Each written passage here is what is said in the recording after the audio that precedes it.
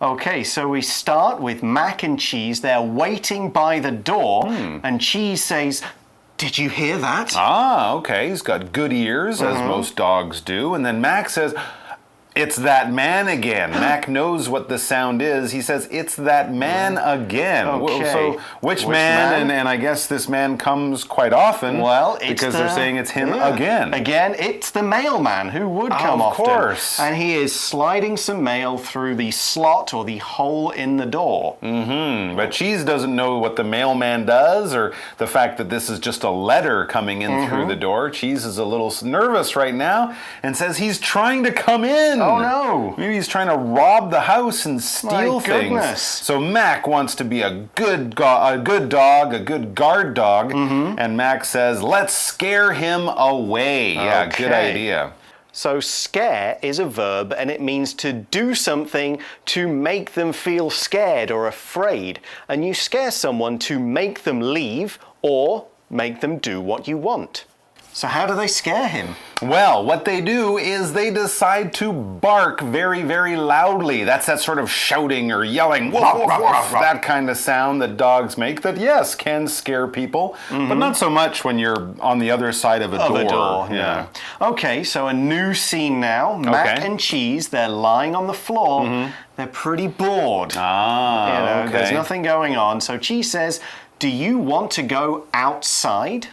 Outside is spelled O-U-T-S-I-D-E, outside. It's our first word power word, so let's see how we can use it. Outside means not inside a building. So you're out under the sky, out in the weather, in the sun, or in the rain. So we could say, "The weather was nice, so the kids went to play outside." The weather was nice, so the kids went to play outside. Okay, so Cheese is like, do you want to go outside? All right, yeah, taking Grandpa for a walk. There's an idea. Max says, yes, let's take Grandpa out for a walk. So sort of like how humans will take the dog for a walk, the dogs are thinking, we can take the old human. We can take Grandpa out for a walk. Now notice we're using walk here as a noun. It's still spelt the same, W-A-L-K, walk. Okay, normally it's a verb, but as a noun, it's got a slightly different meaning. So we've made it our next word power word to explain it in more detail. So yeah, normally walk, of course, is a verb. When you're walking, you're putting one foot in front of the other to move somewhere. But here we used it as a noun, a walk. A walk is basically just when you go out to walk for your own pleasure, for your own health, for your own enjoyment. Yeah, you could say I have a short walk to get to school or my office in the morning, but generally people say, hey, let's take a walk, like they might say, hey, let's go hiking, or let's go to the park, or let's play baseball, or something like that. It's an activity, it's an exercise, it's something you would do for fun. You'd go for a nice walk in a park, for example. We could say, Paul often takes a walk in the park on weekends. Paul often takes a walk in the park on weekends. But Grandpa's a little bit of an older guy, right? Are they so sure that he really wants to go for a walk? Mac thinks so. He says Grandpa, he needs some exercise. Okay. You know, Grandpa needs to walk around a bit, get his blood moving. Yeah, we all need some exercise, old folks included, and Cheese agrees. Cheese says, okay, you wait by the door and I'll call Grandpa. All right, so they're kind of working as a team here. That's good. Interesting. And the next picture we see, it's Cheese running off to get Grandpa. I wonder if they'll help Grandpa put on his jacket too. Maybe. Well, next we see that Grandpa takes Mac and Cheese out for a walk. So they're outside now and seeing what's happening. But Cheese isn't really enjoying this walk. Oh, no? He's saying, hurry up, Grandpa. You're not walking fast enough. Jeez, they want to go for a run, not a walk. All right, so the next picture, the next picture shows Grandpa pulling the dogs away from the tree. All right, you know what dogs do against trees in parks? Wow. What we would do in the bathroom, basically. True. So Cheese is confused because Grandpa's pulling him away, and Cheese is thinking, why did Grandpa pull us away? I'm not done. I'm not done here means I'm not finished. He was still going to the bathroom. I haven't finished my business there. Okay, and Mac is agreeing with this problem. He says, yeah, I like that that tree. Okay, it's his favorite tree. It's one of the good ones. Yeah. I like that tree, and I need to mark my territory. That's his pea tree. Okay, so this is this idea of something that dogs do, marking their territory. Let's look at the first word of that, mark, M-A-R-K, mark. It's a verb, it's our next word power word, so let's learn more. To mark something means to show where something is or to show something else about a thing or a place. For example, the teacher uses a red pen to mark the wrong answers on a test.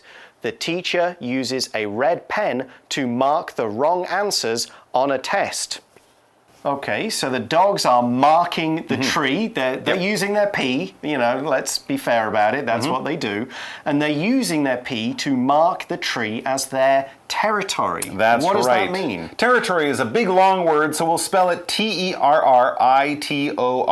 Basically, it's your land. It's the land that you control, the land that you've maybe bought, the land that has been given to you, right? Taiwan, this island, is the territory of the government of Taiwan. We all live here. If you have a room in your own house, if you don't share the room with your brother or sister, you could say, this is my territory, this is my room, you're my brother, but if you want to come in, you have to knock on the door or something like that. That's your area, your land, your territory, and other people can come in, but they have to ask first. Yeah, so animals do this to say, this is my area. That's why dogs are always smelling those trees in the park, right? To see who's saying, this is mine, you know, who's in this area kind of thing. So animals are they will often fight to defend their territory, to keep other animals away. Sure. Okay, so that's what they were up to. Now we go on to our next kind of picture. We've got Mac and Cheese. They're going back home after their nice walk. And now they're at home, and Mac is thinking, I think Paige is calling our names. Oh, Mac, Cheese, something like that. What is that? What can I hear? He thinks he can hear Paige calling them, and Cheese, of course, being the very hopeful little guy that he is, says, maybe she has food for us. He's always thinking with his stomach. Yeah, and he's always thinking about his favorite thing, which is eating. So maybe she has food for us, he thinks. And then he tells his buddy Mac, run before she changes her mind. So let's not walk over there. Maybe she'll eat the food. Maybe she'll put it back in the fridge or decide not to give it to us. We got to get there now, because if we don't, we could lose this free food. If you change your mind, if a person changes their mind or I change my mind, basically you're changing your decision. You were thinking you would do something, but maybe the situation changes or you think about it a little longer. Yeah, no, I'm not going to do that. You've changed your mind. A simple time you might do this is in a restaurant, right? You sit down, you think, I'm going to have a hamburger. And then you look at the menu, and there's this delicious other thing that you didn't even think about. Forget the hamburger, I'm having that. I've changed my mind. Okay, so Mac and Cheese, they follow Paige's voice. She's in the bathroom. They go inside, and then Timmy closes the door behind them. Oh, there's no food in the bathroom, and why is the door closed? Well, Cheese thinks something funny is happening here, and he says they tricked us. Yes, Cheese, yes, they did. Yes, to trick someone, T-R-I-C-K, is to fool them, and that's no joke. It's our word power word. Let's find out more. To trick is to deceive someone, often as part of a plan. So we could say, the bad guy tricked the old woman into giving him her money. The bad guy tricked the old woman into giving him her money. How do they trick them? Well, they're in the bathroom. We know what's coming next. I know why they tricked them. The kids are giving the dogs a bath. Ooh, that is a dirty trick. Yeah, Mac is not enjoying it. He's thinking, is this their idea of fun? Yeah. Why are they doing this? That's right. Some dogs are okay with that, but a lot of dogs and most cats, for example, do not like to have a bath. In fact, you don't really need to give a cat a bath, to be honest. But some dogs, that's an okay thing to do, but the dog might not like like it. So here we are. The dogs have had their bath. They're dripping with water. Cheese is saying, they got us wet. We're all wet now. We were coming in for a snack, and look at us. We're covered in water.